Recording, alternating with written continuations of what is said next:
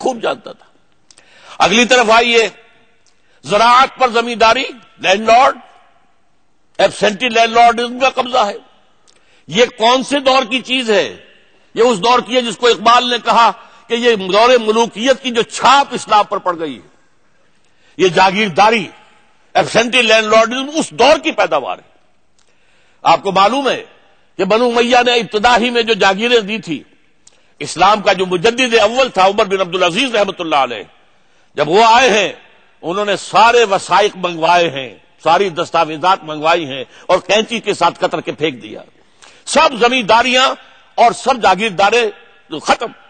یہ پہلا کارنامہ تھا تجدید کا جو کہ حضرت عمر بن عبدالعزیز نے کیا ہے. اس کے علاوہ تو ابھی وہاں کوئی اور خرابیاں آئی نہیں تھی, نہ غلط عقائد کا معاملہ آیا تھا, نہ کوئی اور فلسفے غلط آئے تھے. یہی ایک چیز تھی.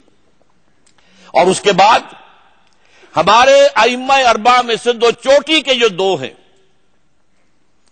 جو اصحاب روایت ہیں, ان میں امام مالک گل سرسبد اور جو اصحاب درایت ہیں جو قیاس پر اپنا جو معاملہ جو ہے اس کو بھی قائم کرتے ہیں, ان کے سربراہ امام ابو حنیفہ, دونوں کے نزدیک مزارعت حرام مطلق ہے.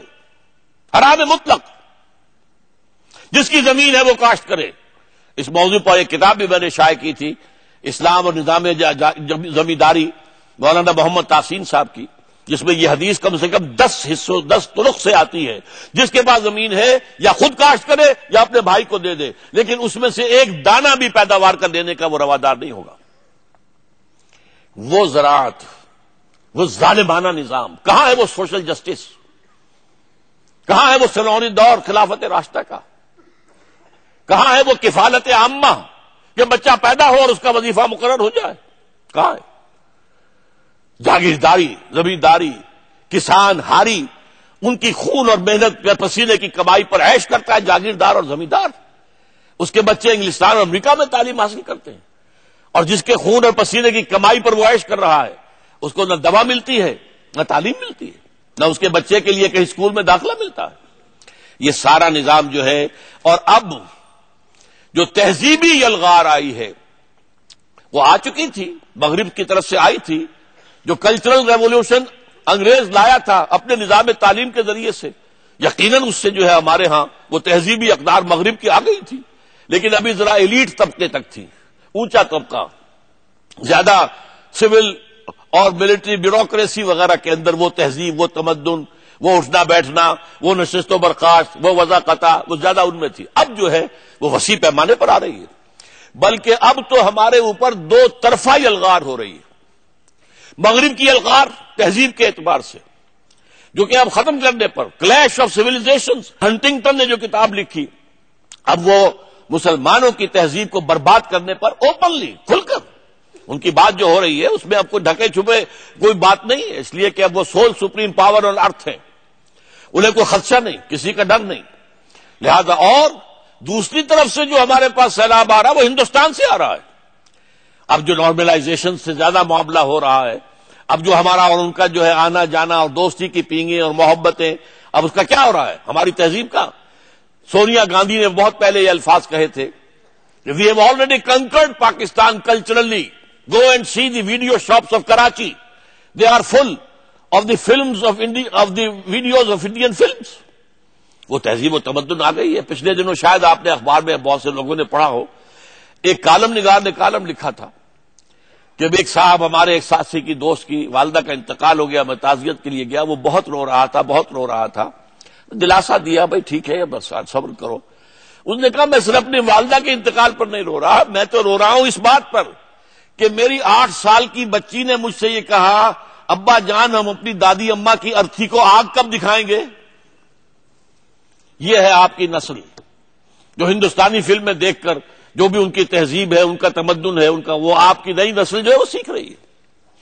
بہرحال اس انحراف کا عظیم انحراف اللہ نے وعدہ کیا تھا, فَيَنظُرَ كَيْفَ تَعْمَلُونَ, پھر ہم دیکھیں گے تم کرتے کیا ہو. کہا تو تم نے ہے ہم تیرے دین کا بول بالا کریں گے, تمہارے لیڈر نے کہا, اور قوالی گائی ہے اسلام کی, اور گرا گلاتے ہیں اسلام کے 10 برس تک, اور اس کے بعد جو ہے پاکستان بننے کے بعد بھی 40 کوٹیشنز ہیں قائد اعظم کی. میں نے ایک آپ کو سنا دی کہ جس میں وہ 11 اگست والے جملے کے پر بھی یہ کہا گیا کہ جو لوگ یہ کہہ رہے ہیں کہ اسلامی شریعت کی بنیاد پر دستور نہیں ہوگا وہ شریر ہیں، شرارت کرنے والے. اب اس انحراف کا نتیجہ کیا نکلا ہے؟ ایک لفظ میں اس کے لیے استعمال کر رہا ہوں، نفاق. اور یہ بھی قرآن مجید کی 3 آیات کے حوالے سے. سورہ توبہ کی آیات ہے 75، 76، 77. جا کے پڑھیے گا. میں اس وقت جو سنا رہا ہوں غور سے سنیے. مدینے میں جو منافق تھے ان کی ایک خاص قسم کا ذکر ہو رہا ہے. وہ منہم من عاہد اللہ، ان میں سے کچھ لوگ ایسے بھی ہیں جنہوں نے اللہ سے عہد کیا تھا. لئن آتانا من فضلہ، اگر اللہ ہمیں اپنے فضل سے نواز دے گا، غنی کر دے گا، لنصدقن ولنکونن من الصالحین، خوب صدقہ خیرات کریں گے، نیکی کے کاموں میں صرف کریں گے، نیک بن جائیں گے. اگلی آیت، فلما آتاہم من فضلہ، جب اللہ نے انہیں اپنے فضل سے نواز دیا، بخلوا بہ، اب بخل سے کام لیا. وتولوا، پیٹ موڑ لی، وہم موردون، اعراض کیا. یہ وعدہ خلافی کی اب سزا کیا ہے؟ اگلی آیت میں فعاقبہم نفاقا فی قلوبہم، تو اللہ نے سزا کے طور پر ان کے دلوں میں نفاق پیدا کر دیا. یہ سزا ہے آج جو امت مسلمہ پاکستانی کو اللہ تعالی کی طرف سے دی جا چکی ہے. نفاق، نفاق وہ شے جس کے بارے میں کہا گیا ہے ان المنافقین فی الدرک الاسفل من النار، منافق تو جہنم کے سب سے نچلے طبقے میں ہوں گے. اب یہ 3 قسم کے نفاقوں کا میں تذکرہ کروں گا. پہلا نفاق، نفاق باہمی. ہم ایک قوم ہوتے تھے، اب قومیتوں میں تحلیل ہو چکے ہیں. وہ ایک قوم کہاں ہے؟ ڈھونڈ اب ان کو چراغ رخ زیبا لے کر. اب تو عصبیتیں ہیں، صوبائی عصبیتیں ہیں، ایتھنک ہیں، علاقائی ہیں، لسانی ہیں، پھر مذہبی اختلافات ہیں اور ان کی تلخی ہے. کہاں ہے وہ قوم؟ نفاق باہمی. سب سے پہلا نفاق باہمی 1971 میں 2 لخت ہوا پاکستان. تاریخ کی عظیم ترین ہزیمتوں میں سے ایک وہ تھی. اندرا گاندھی نے کہا وی ہیو ایونجڈ اور 1000 years defeat، ہم نے اپنی 1000 سالہ شکست کا بدلہ چکا دیا ہے اور ہم نے 2 قومی نظریے کو بے آف بنگال کے اندر غرق کر دیا ہے. 93,000 مسلمان ہندوؤں کا قیدی، پرزنرز آف وار، 93,000. ہمارا کتنا اسلحہ ان کے ہاتھ لگا تھا. ہمارے جو پھر بہرحال تھا وہ پاتال کو آ چکا تھا. وہ تو میں تفصیل میں نہیں جا سکتا، وقت زیادہ ہو گیا ہے. تو پاکستان اسی وقت ختم ہو سکتا تھا، اس لیے کہ مغرب پاکستان پر بھی سارے ہمارے ڈیفنسز ٹوٹ چکے تھے. سیالکوٹ سیکٹر ٹوٹ چکا تھا، راجستھان سیکٹر ٹوٹ چکا تھا.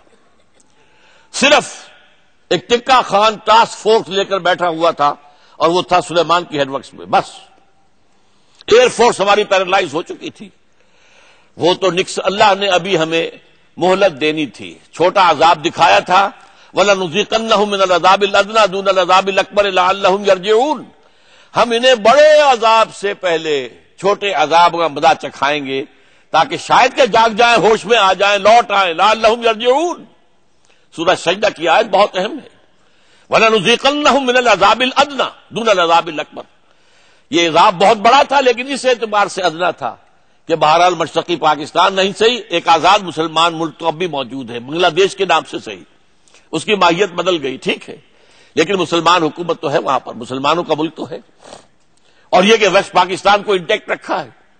اندرا گاندھی آخری وقت تک، بڑھتے وقت تک کہتی رہی کہ یہ جو پرو پاکستان ٹلٹ تھا نکسن ایڈمنسٹریشن کا، اس کی وجہ سے یہ پاکستان بچ گیا، ورنہ اسی وقت ختم تھا.